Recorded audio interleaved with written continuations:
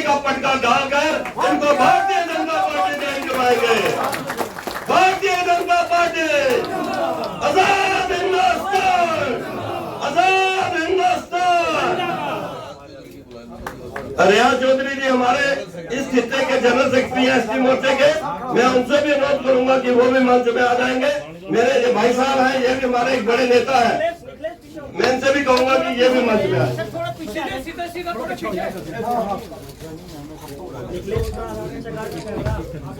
चौधरी जुल्फिकार अली सरकार ऑफिशियल तरीके से भाजपा दामन जो है थाम लिया और बड़े नेता की स्थिति में गवर्नमेंट हुआ है। रेलवे कहीं ना कहीं जुल्फिकार बड़े कद के नेता। भारतीय जनता पार्टी में इनका स्वागत है।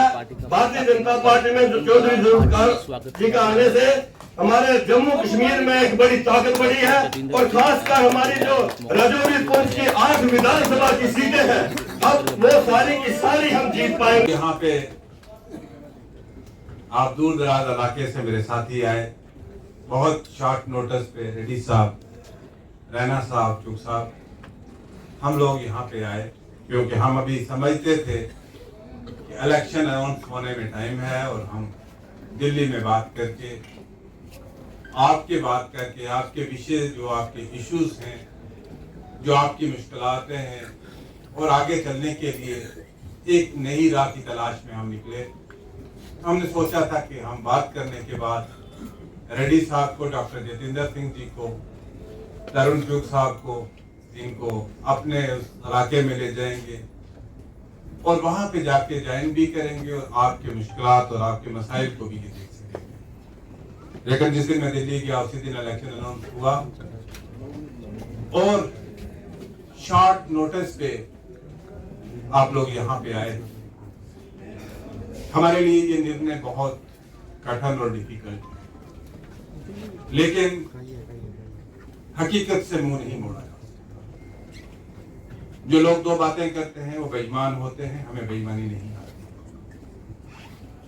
मैं कल गृह मंत्री जी से मिला था और मैंने गृह मंत्री जी को एक बात बड़ी स्पष्ट लफ्जों में क्लियर कही, बड़े अदब के साथ उन्हें मैंने कहा कि हमारा इलाका जो है राजौरी पुंछ का इलाका, वो भी उतना ही खूबसूरत है, उतना ही दिलकश है जितना स्विट्जरलैंड है या वादी कश्मीर के हिस्से हैं।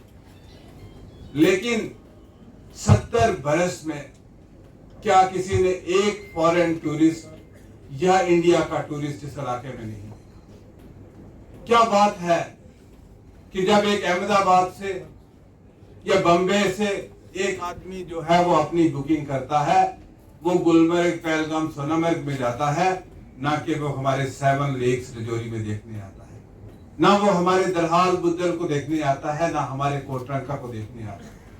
खूबसूरती के एतबार से मुझे दुनिया देखने का मौका मिला, हमारे इलाके की खूबसूरती का कोई मुकाबला नहीं। हमें 70 बरस तक हम सरकारों का हिस्सा रहे, लेकिन हमें सिर्फ डरा के रखा गया। हमें कहा गया कि जम्मू के मुसलमानों को अगर आपने जिंदा रहना है, आपने बचना है तो एनसी को वोट देना होगा, आपने चलना होगा कश्मीर की राजनीतिक पॉलिटिकल पार्टियों के साथ। और मुझे एक छोटा सा अनुभव हुआ कि मैंने देखा कि हमें तो यहां डराते हैं दिल्ली से, लेकिन खुद तो दिल्ली की गोद में बैठे।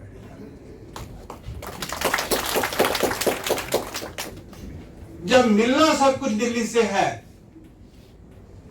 तो हम दिल्ली के साथ हम दूरियां क्यों रखें, हम दिल्ली के करीब क्यों आए? मुझे ये फैसला लेने के लिए शायद इसलिए भी मैं कायल हुआ, हालांकि बहुत सारे इमोशनल लोग भी हैं जो बहुत सारी बातें करते हैं, लेकिन फैसले लेने पड़ते हैं। मेरे इलाके के आदमी जिसकी किडनी फेल हो जाती थी, उसके पास पैसा नहीं होता था इलाज करवाने के लिए।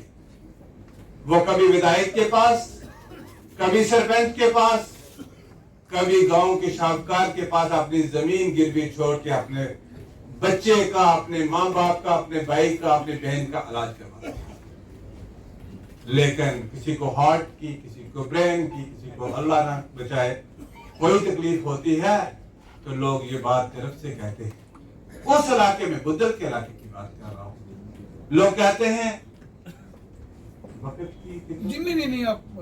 लोग कहते हैं कि मेरे पास पैसा नहीं था लेकिन मेरे पास मोदी कार्ड था। मुझे मोदी कार्ड ने मेरे बच्चे की जान बचाई है। मैं उस आदमी को कैसे कह सकता कि आप बीजेपी को वोट नहीं देना, कमर के निशान पे मोहर नहीं लगाना। हम विधायक रहे हैं, बहुत सारे साथी हैं जहां भी विधायक रहे हैं।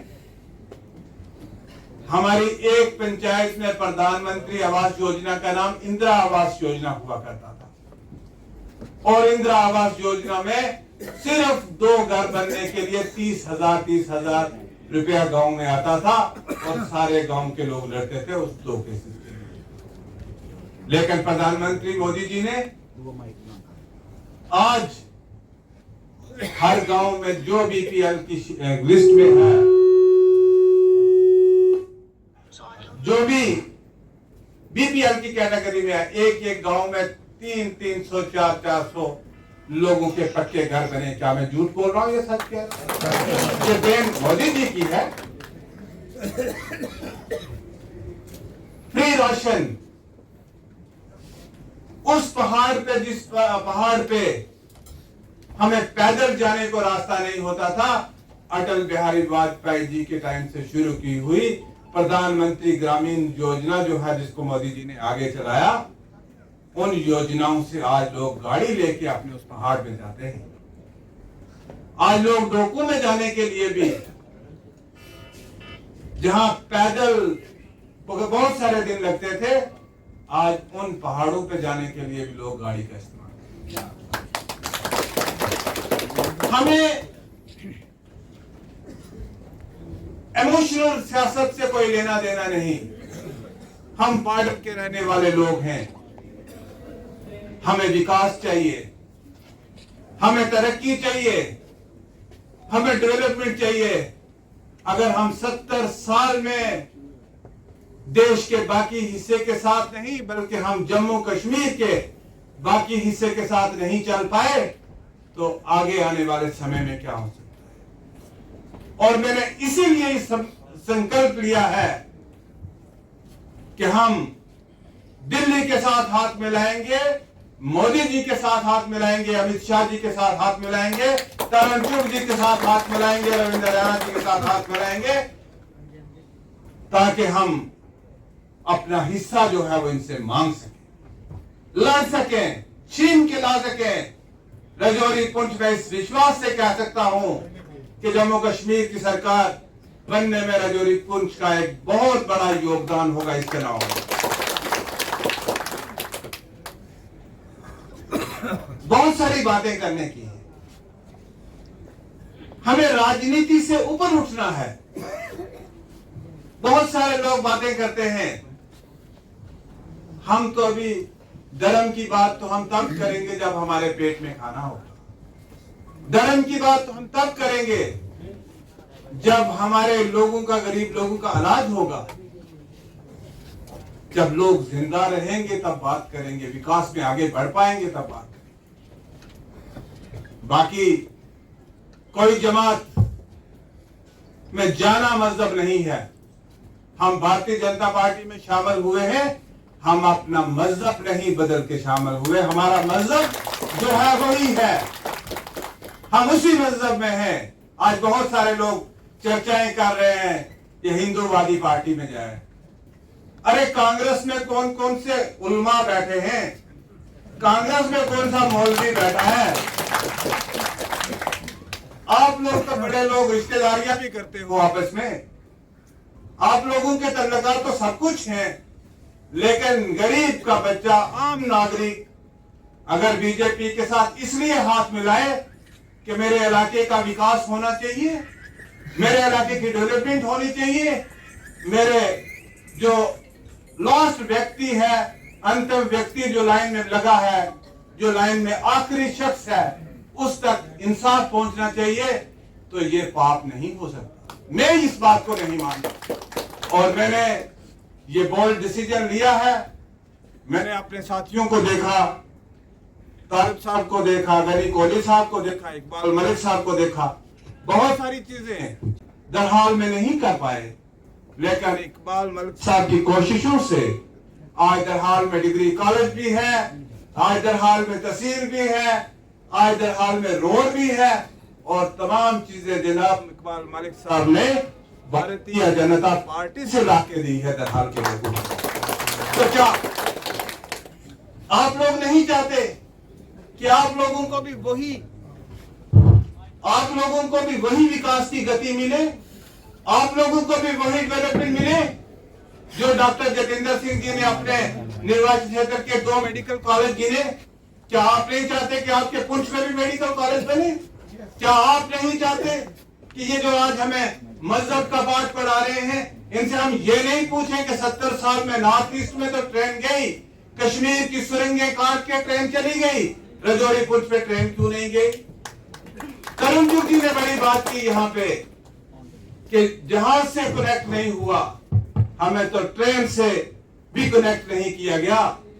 हमारे लोग वो हैं, चुग साहब एंड रेड्डी साहब, हमारे लोग वो हैं जो बिना तनख्वाह के देश के वफादार सिपाही हैं। आज भी अगर आप देखोगे, हमारे लोगों ने मुल्क के खिलाफ बंदूक नहीं उठाई, शायद हमारे लोगों को उस चीज का खमियाजा भुगतना पड़ा है। हमारे लोगों ने वफादारी का सबूत किया है।